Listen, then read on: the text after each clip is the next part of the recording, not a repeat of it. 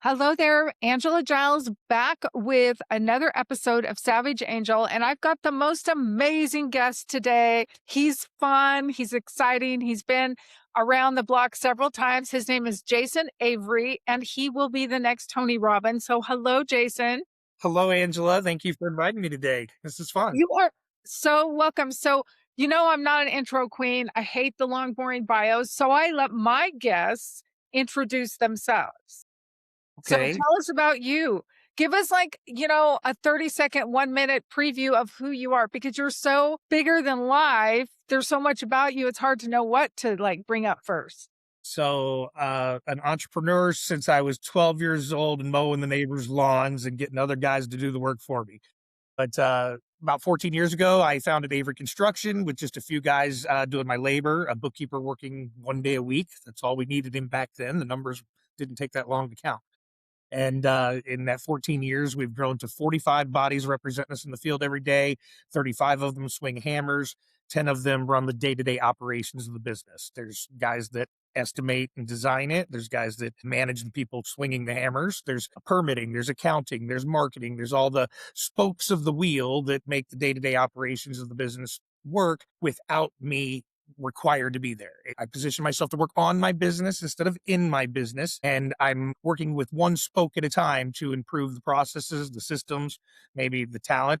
With that, it's opened me up the freedom to now branch out and start creating other vertical revenue streams. So I have a cabinet factory that's now 9 years old, and there's 3 people that manage the day to day and 4 more people that build products in the That's warehouse. awesome.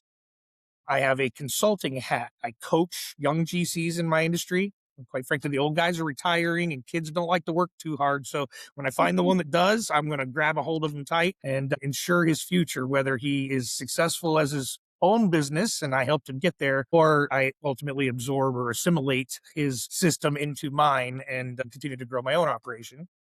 You know, it's Launched really a little bit interesting. in real estate, and I've launched a little Yes, you bit in just did. a spa. I helped my wife open a spa. 5 different businesses that I'm focused on. Takes me a few days out of the week to do that, and we spend a lot of time relationship building. Which brings me to a point. We talked about a lot of things that I think are really cool, but one of the things you said is you spend time working on your business, not necessarily in the business as much, because you have very talented people that work for you, and that has enabled you to open up other revenue income streams. And I know with all the people I've worked with over my 23 years in business, and mostly I would say a good portion service-based businesses and construction, a lot of people still work in the business way too much. So can you share how you were able to flip that? Because that's a big thing.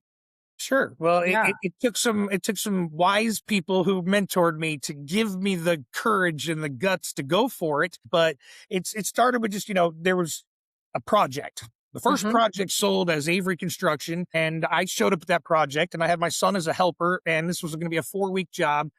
And 2 weeks into the job, after working late nights to recruit, I found the first team that I could secure. And I told that team, you finish this project. It'll take you 2 weeks to the finish line. And by the time you're done, I'll have another job waiting. I attended a local home show. I did some estimates and I found the next job. When I had 2 jobs waiting on this crew, now I needed another crew because I can't keep the client waiting. And so the story goes until you get to about 3, 4 teams. And now all of a sudden, to be marketing enough to generate enough sales to feed all these teams and then manage the teams as they go to uphold the quality of workmanship and your name on the door. And that starts to now consume too many hours. Time is the one thing we can't buy more of. So Right. when you start to realize that you have none left, now it's time to start offloading. What can I take off of my plate? It's not 100% necessary for me to do this task. So I made the first key hire. I found a technician who I hadn't talked to in a couple years or more. My trainer of the day had told me that we're going to do how are you phone calls. We're just going to go through the contact list and we're going to reach out to people we haven't talked to in a few months or more and no agenda. We just want to see how they're doing and see what becomes of it because you'll never know what doors that somebody can open that you don't even know exist.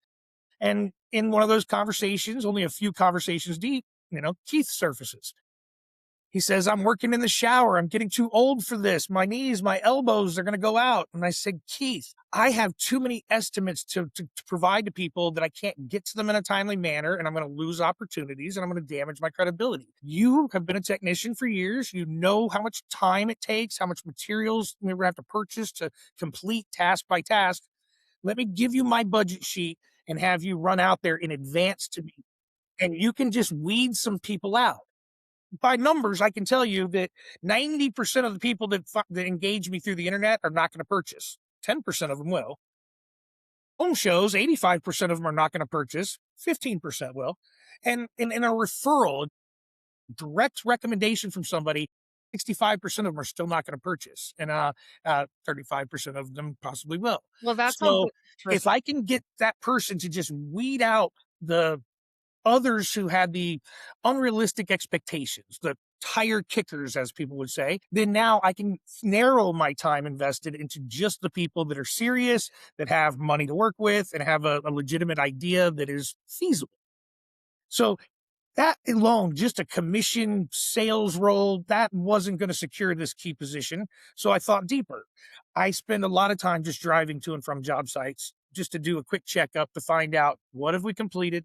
What are we working on? When's that going to be complete? What's coming up next? Do have we already got all the materials laid out and ready? What materials are we waiting for? What questions from the client might be holding us up? When do we need the next inspection? Why? When do we need the next money collected and to keep the cash flowing? And if I could just send somebody to drive over there for me, fill out the answers to the questions on a simple little document, tear off a carbon copy, leave it for the client so they can see that we're managing the project, and then just take some pictures that back that up and send it to me and to my CFO and to the people behind the scenes. Now I can help guide you through the management and the process of the job. I'll tell you what to do next. So you don't have to sell. Just weed people out and give them set clear expectations and ranges and let me help you close. You don't have to manage. Just go out there and get me the information I need to manage, and then I'll help you pull the strings from behind the scenes. And so just the narrowing of my time, I was driving to and from, Right. now frees me up to go do more marketing, more networking events, make our name and our brand start to grow. And now we're all of a sudden capturing more sales by referral than we used to have to by the whole shows of the 65%. internet. Wait, 65 wait, so 65% don't purchase. Don't buy 30. 35. You're going to get a 35% close ratio on a referral. And it's not because they decided to hire somebody else, but maybe they just decided not to do it at all. They didn't have a realistic expectation on the value of that project they were dreaming about. And So so I am sorry, I just have to ask this. Really, like the way you make it sound with what you found with your data is that really you should be going after the referrals. percent, 100%. Okay. Referrals are it's an absolute time saver because more often do they buy, which means now less places I have to drive to and from, which is, Right. hours and hours invested into estimates that don't come to fruition. So when I save that time, now also the person buying takes less time to close because they are already more trusting. Somebody told them that I was a good resource, a reliable resource. So now this person, I don't have to build my credibility with so much. Now, because they're more trusting, they tend to buy more also. So my average sales starts to Interesting. increase. When they don't trust me, they might give me a piece of the sale, see how I do before giving me the next piece. But the trusting person buys it all up front in one package. And then the final result, the close, the margin. Margin is what every business is run off of, right? You got to Right. make net profit, but the margins grow also because the more trusting customer gets through the process more efficiently. The Uh, person who doesn't, the person if I have to convince you to buy, I'm going to likely have to keep reconvincing you every step of the way. Everything that you're uncertain about, just because you don't do this every day, now makes you, I wonder if they're doing this right. I wonder if they're trying to cut a corner. I wonder, leads to 10 more items that they wonder about as well. Oh, now I got a list of things I'm wondering about. Maybe I've got one of those bad contractor situations. So that type of person, you make a lot more compromise. Everything gets slowed down. It's less efficient. You make less margin. So 100% referrals are the direction for every company, and it can take time to build referral streams, revenue streams. And so I suggest every young small business owner is working on that starting today. so that really brings me back to what we were talking about. People get stuck in the weeds working in the business and they don't realize they don't I don't wanna say they don't realize. I would like to say that perhaps the emphasis that they should put on networking and growing their connection base is sort of more minor than and it should be more major, I think is where I'm going with that. Why? Because referral base, A, your margins are higher, but I also think that people I'm gonna try to say this delicately. We're all intertwined, we all are online, but I still believe that people are craving that human connection and they're gonna trust you more. Even if it's not a referral, if you meet them at a home show or you meet them at a coffee shop, whatever, I really believe that that puts you like this, like it's almost like that human connection more. And I feel like if you do that, you're going to get more business in the long run. 100%. And Yeah, the idea is that, if you went to college and you took a marketing class, they're yeah, going to teach you about companies like Coca-Cola. What do you do when you have $1 million to spend? You buy a Super Bowl commercial for 15 seconds. Wow. But most of the small business owners that I know or interact with don't have marketing budgets of this size. And so we have to be a little smarter. Now, industries can vary, but mostly the methodology on how we capture the client, the cost of the customer acquisition. What does it take? How much investment into marketing just to get the client? Window and door companies, something near my industry. Hey, I worked with one for many years in my 20s, and it would run us almost 14% of our total revenue to do all the marketing we needed to create enough leads to make enough sales to feed into the operation at the size we were. I think nationally it's somewhere closer to 7% for most companies. My company operated at the beginning on 3% or less. It chiseled down to 2.75, down to 2.5, 2.25, and today, currently 14 years in, at 1.75% of our annual revenue, it goes back to marketing. That's it, just 1.75%. Now, it's 1.75% of a $6 million annual revenue, so I still have a good chunk of money to spend on right. marketing, but it's done very, very efficiently. And the most efficient way that I've learned is put yourself in the room of entrepreneurs. You're going to find them in various networking organizations. They have different letters and acronyms that represent them. And I could, name through a dozen of them. Personally, I've had a lot of background in BNI, Business Networking International. Now there's also your chambers of commerce, but then there's also community organizations, maybe your favorite charity or your church group, or what about the kids' Pee Wee League when you're sitting in the bleachers with other adults? These people have needs that maybe can be fulfilled by you or by others and these people have jobs or businesses of their own that have needs or that could benefit from knowing other people that sort of have a symbiotic relationship. And So that's the key that I'm surrounding myself with every day. I'm playing the dating game and I'm introducing people to people that really need to meet each other. I'm Cupid and I set them up on the blind date. And then these two businesses fall in love and they can start sending referrals to each other. And, they're getting married and I'm going to be there at the wedding and all the anniversaries to come. And these people are going to always keep me top of mind for making that marriage happen. They're looking out for my best interest to right. connect me with the reciprocal relationship. It's not the person who can feed me. It's the person that I can feed and that maybe they can feed back also. And we can do that over and over for the next decade to come. That is not just a sale or a transaction. It's not just a one-time benefit. That could be a revenue stream that lasts 10 years. And I now have to hire more bodies on the team to accommodate that. So it's all relationship building and it's really giving before you Absolutely. Giver's gain is the way to live. And how many ways can we word that? I call it priming the pump in every new relationship. I'm going to jump out and do something for you right away and first so that I can motivate you to want to do that for me too. And the more that I do that, the more I make deposits in the relationship ATM machine, eventually it's full of cash and it starts spitting out the bottom. So I appear in different groups. I listen when people talk and I don't try to sell them the services to somebody else. I'm providing resources that they may need. So you just got in a car wreck. Oh my gosh. You only have a few days to get reviewed by a medical professional before you might lose your rights or benefits on any kind of insurance claim. I know a chiropractor. He has an x-ray machine, far more economical than going to the emergency room. Maybe you should get checked out. Do you want his contact? Then by the way, you're probably going to want a massage to follow that up. I wouldn't go to one of the corporate stores where they just lather you with, lotions. I know a guy who's got a medical certification for massage.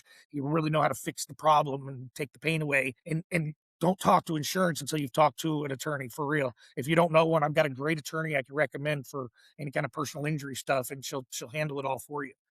So here I've got three different referral partners in mind, people I know that I'm in essence fishing for, but without coming across as a pushy, encyclopedia sales guy. Nobody likes that guy. They close their curtains when he's coming up the driveway. They don't answer the bell. And then they call the neighbor and warn him, hey, he's coming to you next. Watch out. You don't want that message spread about you. Instead, you want a message of going, oh my gosh, that guy, Jason, is so helpful. He knew exactly what my problem was, and he helped me fix everything. He knew all the right people to contact. And the more you do that for people, the more they come back to you for that. And so it gets easier. But those situational things are all around us every day. Referrals are all around us. Somebody's getting married. What do they need? A DJ and a limo and a dress and a cake and a prenuptial agreement and a venue and a party planner. And, this circle of people surrounds a target. Who got there first that could bring others to the table? Now, So get those people to work together proactively, start creating referrals instead of waiting for referrals to fall in their lap. And then there's those that do it all the time. Those are the partners. Those are the ones that we're seeking. And if I want to get introduced to a partner, let me try and introduce you to a partner for yourself. You Well, see, I think that that goes back to what we were talking about earlier before we had our interview here is your stance and how you do leadership. And you sort of alluded to it a little bit by the referral piece, but can you talk more about what your philosophy is on leadership and how companies, especially, business owners that are newer or younger GCs, if you will, because I know you have a sweet spot for them. Let's talk about what it's like. What I want you to do is share like how they could start doing leadership the right way, even if they're small or business, even if they're just getting going and think, so okay, well, I can get to that later. But really, let's talk about why it's so important to do it now. so the first thing about being a leader is first understanding what is your role. Hmm. And when I'm the guy on the job swinging the hammer, I've created a nice job for myself, but I don't possess or own an asset yet. That business doesn't have any value because nobody wants to buy my job.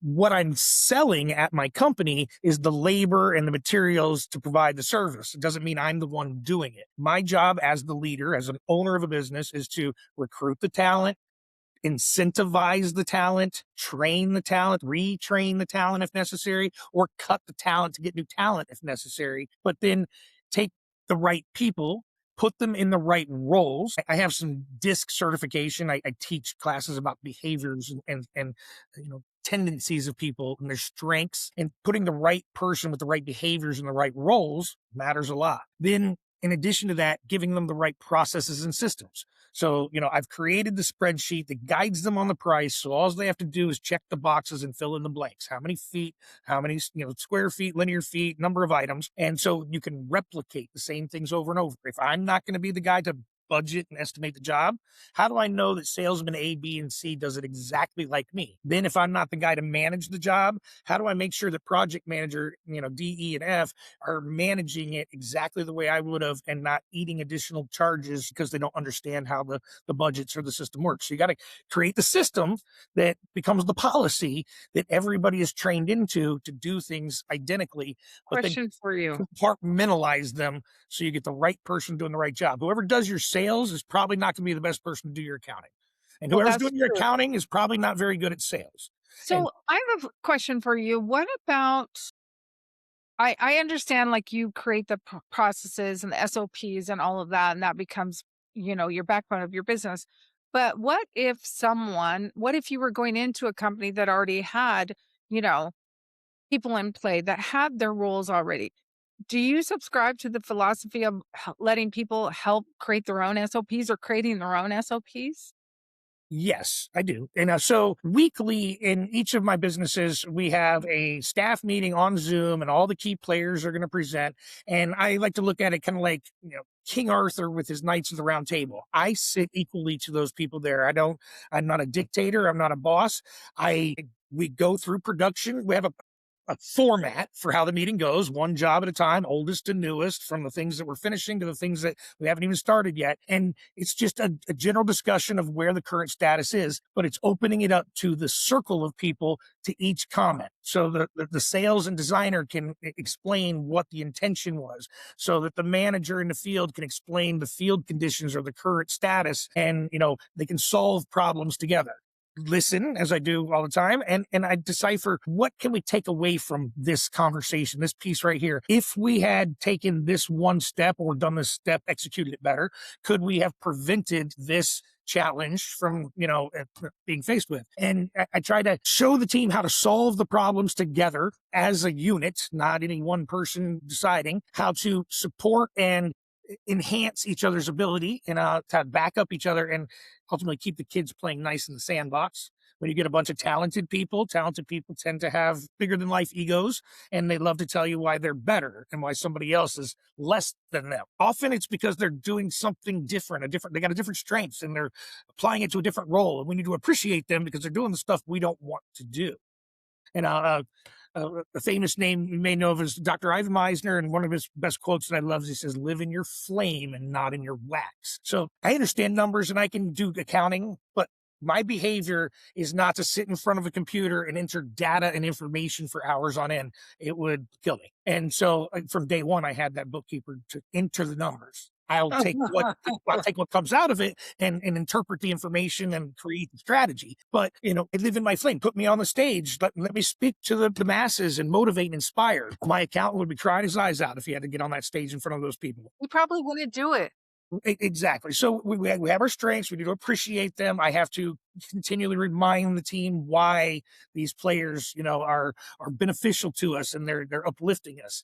Well, I get that. I really do, because I was in an environment once where I was put in a box and basically contained in a box. And I'm just like, I can't do that. Because I'm very creative. I like trying new things. That's why I'm in marketing. That's why I like AI, right? I love the not being painted in a box, and my interpretation of that might be a little different. But I was thinking, perfect segue to my point is that in leadership, often we are holding the employee back.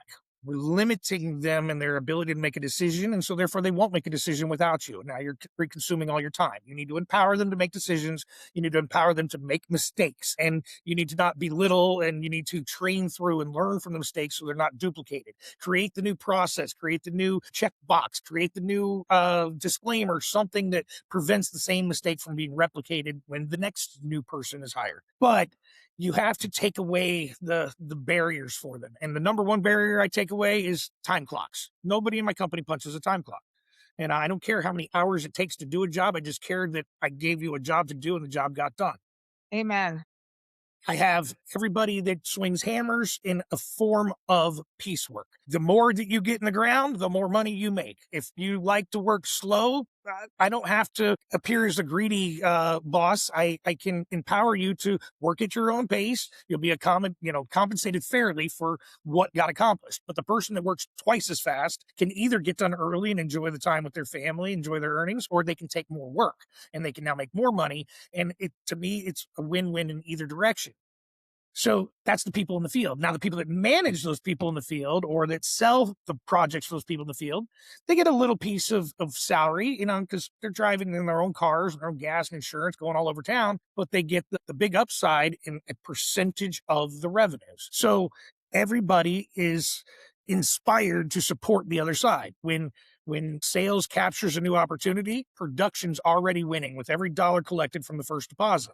Whenever production gets progress payments, sales is getting rewarded for that thing in the pipeline. When there's a problem, they're eager to go solve it for each other. I can't make it there today to collect. Can you run over there for me? And I'm creating that environment where the team works as a unit because they're all going to benefit together. Now, if they all collectively do great, we all win. Everybody gets well rewarded in their paychecks. When we're not performing at our best, when we're not collecting new deposits and not collecting progress payments, again, I don't have to be the greedy boss to say, well, I'm not getting enough and crack a whip.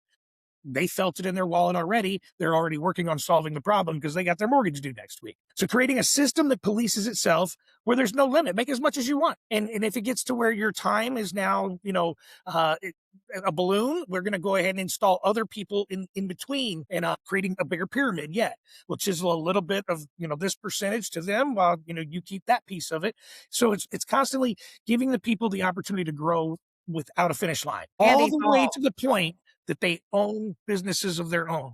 And I have 4 different people that work with me now in my different organizations that all own businesses of their own as well. And they choose to put their priority onto mine while hiring staff to support their other, just the I way that you love do. that. You If know why? somebody can't do what I do, that's probably why they work for me. But I want people that can do what I do, and the only way I'm going to get them is if I empower them to. Mhm. I have 5 different corporations. Why shouldn't they have more than one as well? And if their idea is so great they want to leave me, I really want to hear about it because I probably want to invest into it. So, as it relates to leadership, how do you infuse this in your organization? I mean, I know what you explained that you do, the outcome, but do you have like trainings that you do for them? Or is it more just like learn by example? So with every new person coming in, I do a day of one-on-one training to our systems and procedures. For everybody comes in, we have an entirely well spelled out company manual, procedurally step by step from the life cycle of the client from beginning to end. What should they experience no matter who does it? And then position by position, different roles in the company and what are those additional duties that that person is responsible for. There was a great book. It was Gung Ho. Gung Ho is a great book I read that is a fun story about a woman who takes over a manufacturing plant and 18 of them in the country. And one department is the best of all the departments in the country. And she learns from a wise old American Indian guy the lessons of his grandfather, the spirit of the squirrel, the way of the beaver, and the gift of the goose. The spirit of the squirrel is everybody in the organization needs to understand we need to collect enough nuts or we're not going to survive the winter. We're all marketing, we're all sales, we're all creating opportunity. Even from putting in good, solid quality production is earning us referrals to more nuts. The way of the beaver. Everybody has a role to play. When the dam is about to break, each beaver goes in a different direction and saws a tree and brings it back and repairs their section of the dam. If one of them fails, we're all lost. So we're counting on each other to get the job done. The gift of the goose is the recognition. They're migrating every year. There's plenty on the ground. There's the big V shapes flying through the sky, and they're all calling at each other. What are they saying? They're saying, you're almost there. You can do it. Keep going. Or you made it. You're here. Congratulations. And the recognition to the players on the team that contribute and help make the whole thing a success. Each one of these people are talented. They can go be successful on their own.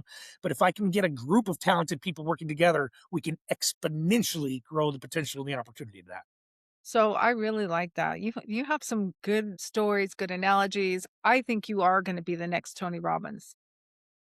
I've done okay as a husband, father, and a business person, an employer. What's left when my grandkids are gone? How do you leave a legacy in this world? Tony certainly has, and Yep. people will share his wise sayings and quotes for many years to come. That's where I'm aiming, and he's a great inspiration. To date, I've trained classes of 300 people for 4 hours. I've stood in front of audiences of 1,200 people for 20 minutes, educating, teaching, inspiring. But I kind of go to bed every night and say a little prayer and kind of reflect and say, who was I able to help today? Whose life did I potentially change today? And for the better. Can I show them the way? I didn't get here on my own. I had lots of mentors and lots of teaching. I got educated. I believe in lifelong education and learning, but I believe that we got to share that wisdom and make the world better than it was. When we were here. I'm I I'm love working that, I'm Jay. working on it. I have a success story in the making, a story that people would want to hear, how I did it and how they can do it too. Uh, but lessons that I've learned throughout the journey and the important things about how you treat people. Elon Musk would say, train them so that they can leave you and treat them in a way that they won't. I mean, that's pretty interesting, and I think that if you were able to do that, have that gift, I mean, you're made, right? So that's what I do in my consulting hat, Yeah. and I bring in the young GC and I teach them. Here's how I do the pricing. Here's how I do cash flow projections, so you don't rob from Peter to pay Paul. Here's the systems, and if they're successful, they're great. I build my brand as the coach, and then if they're not going to be a business person, they're just good at the trade. Then ultimately, I can offer them a safety net and a better opportunity. But in the meantime, I'm going to feed them the jobs I didn't want anyway. I'm going to help them grow, and then the other How do business owners you around me. Yeah, so a couple questions for you because I think this is a really interesting episode. If you're a young GC, how first of all, Jason, how do you get in front of the young GCs? And if someone's listening to this, how would they get a hold of you to like talk to you about your Sure. consulting From coaching? the consulting side, visit the website. It's construct dash success, dash like a hyphen, Yep. construct dash success.com. And Okay. I have a book. It's on Amazon and Kindle. It's called Constructing Success Blueprints for Referral Based Business. Okay. I'm easy to reach. Just Google search Jason Avery. You'll find me in a Yeah. number of different ways on all the platforms, of course. I'm constantly posting. Yeah. We do big charity events. I've been the president of various networking organizations in the area, chairman at the Chamber of Commerce.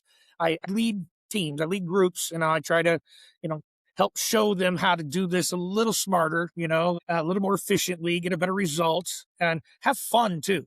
I've made it my job to motivate other people. I've made it my job to book foursomes at golf tournaments and fishing tournaments and clay shooting tournaments.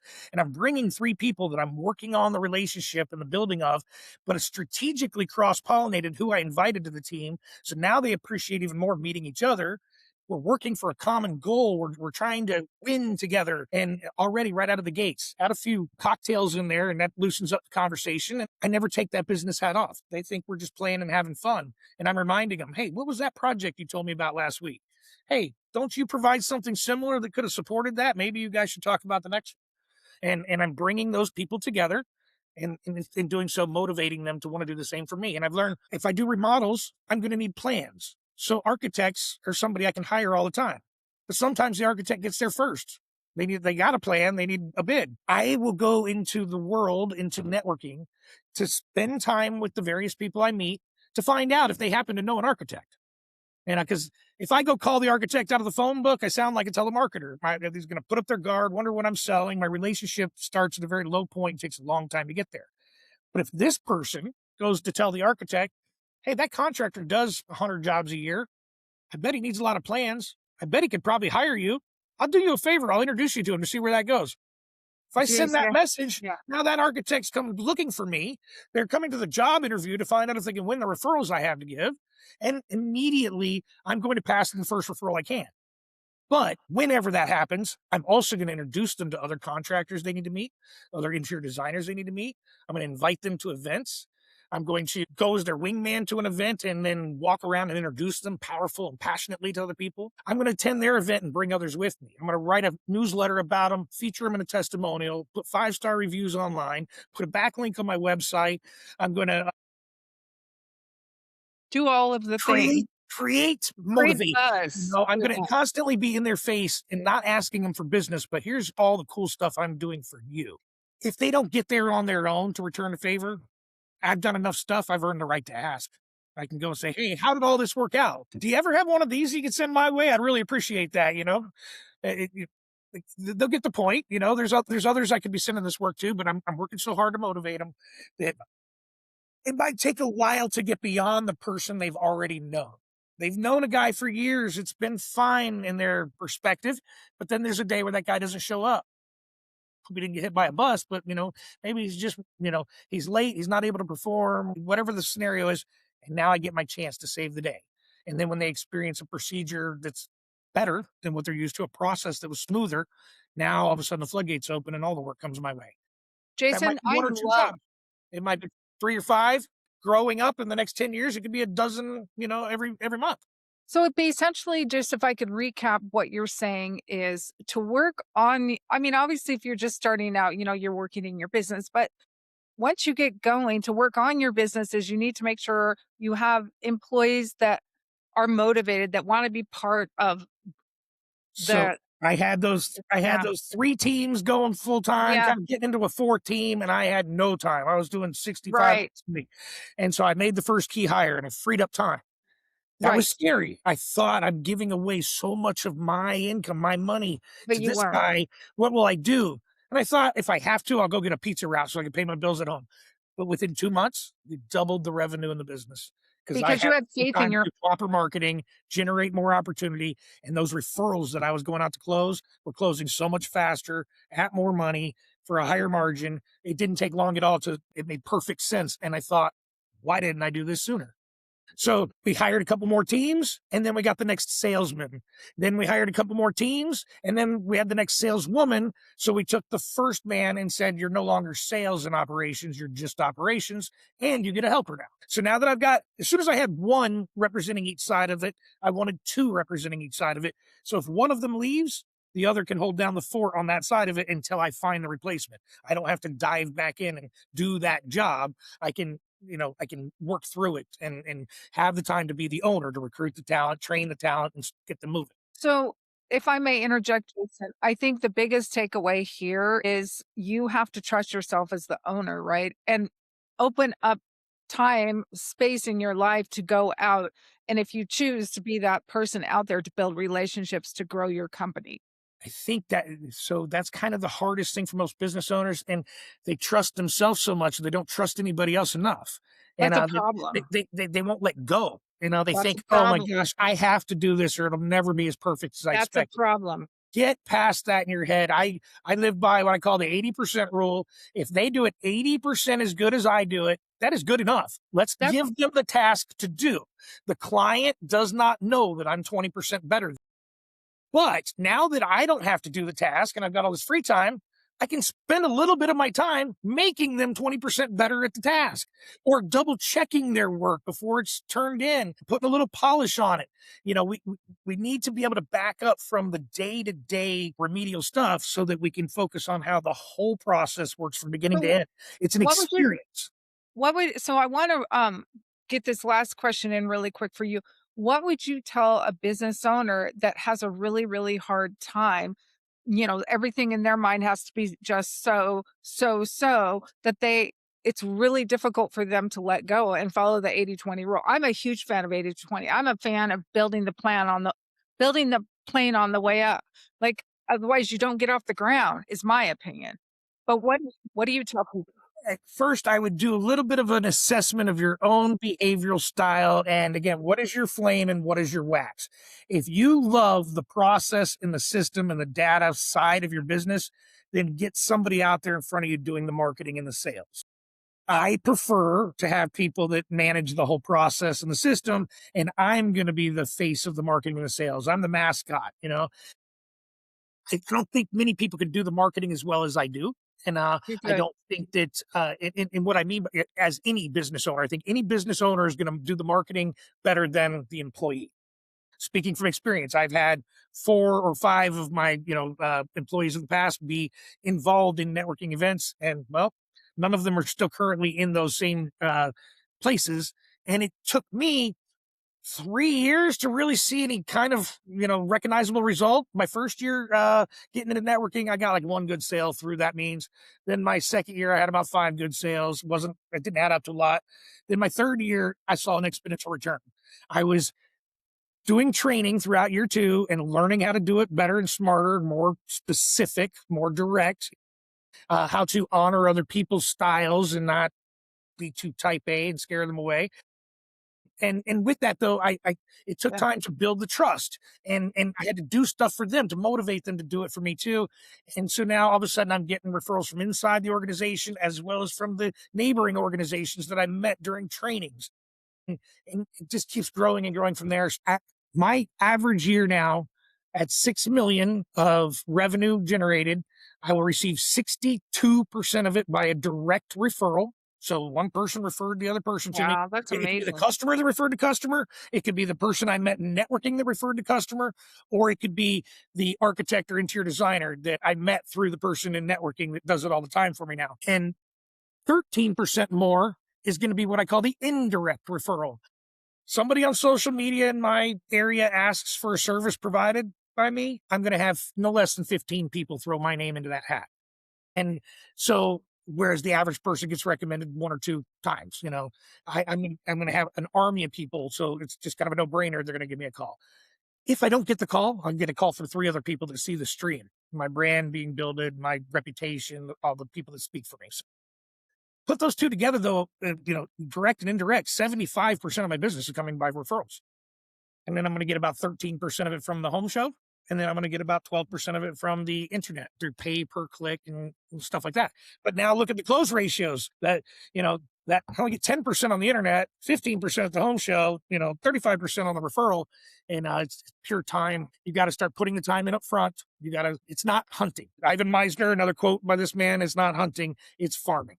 You're going to plant the seeds, you're going to water them, the plant's got to grow, you got to nurture it before it eventually bears a bunch of fruit.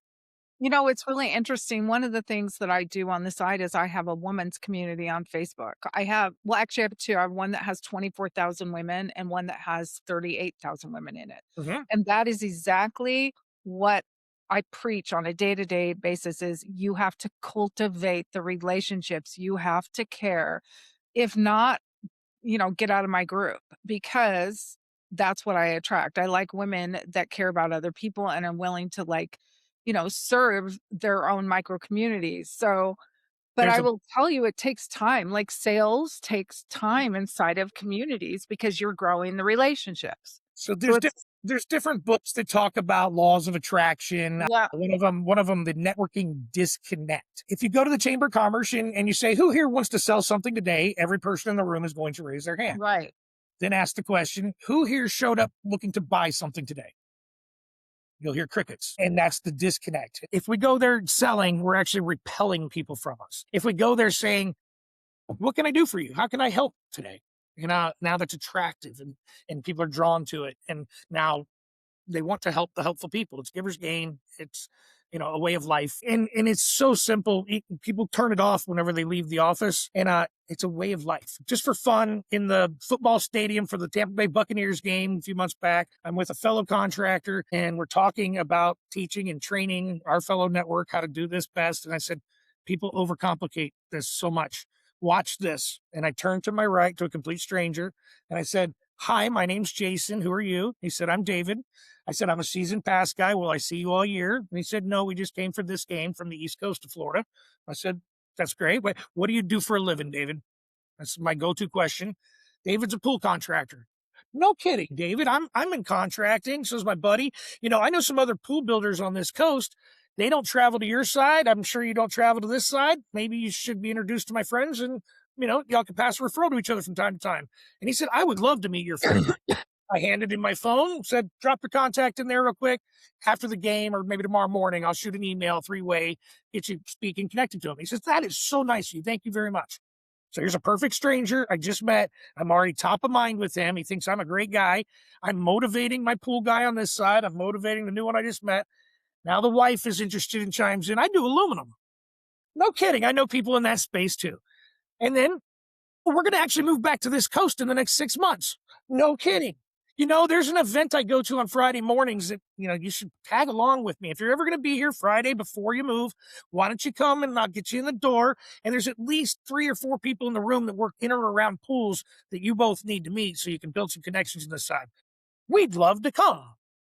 So whether you're creating referrals for each other or inviting into the organizations that you're part of, growing your network, those people join the organization with you, you're going to see them every week or every month. And you're going to deepen that relationship by the visibility of constant exposure. I see your face, you're top of mind. Then the one-on-one value, that's where it's really at. You got to spend a little time with everybody one-on-one. Let me learn about you and your business. I'll teach you a few things about mine.